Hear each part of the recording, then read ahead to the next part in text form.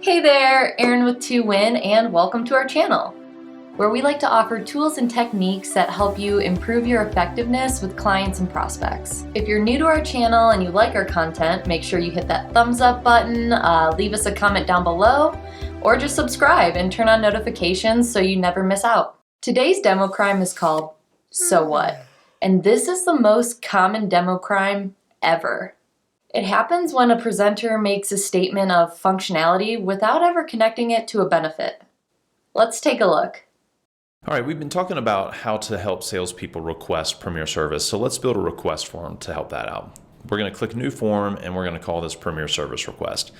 Now, from here, we want to add a series of questions to gather from the sales team. So the first one is going to be a short answer. It's what's the name of the account?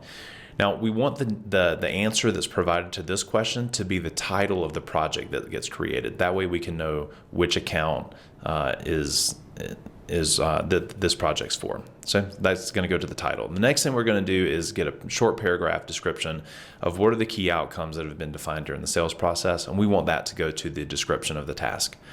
Now, both of these are going to be required, so we'll check those required. From here, there's a couple of other items that we want to collect. The first one's going to be a date. What's the estimated go-live date? That's important because we need to be done by the go-live date. So that's going to connect to the project end date to make sure that the project is done in advance of the go-live. Now from here, we're going to capture a number, how many end users are going to be part of the training, and that's going to go into the description. Now, once they enter this form, what we want to do is create a task, and we're going to create a task from a template. That template is going to be the Premier Service template.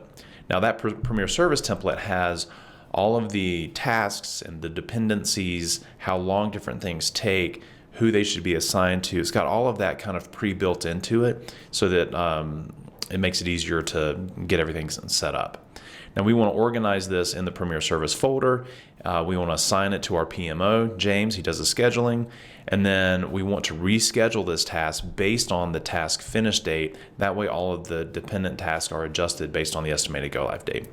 So just like that, we've got a link that we can publish. We can copy this, put it in our CRM so that the sales team can call this right from the CRM and complete it. All right, and that's how easy it is to set up a Premier Service request form.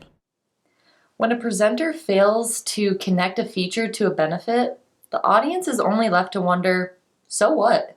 We need to guide the prospect from the issue that they're having now to the solution that they need.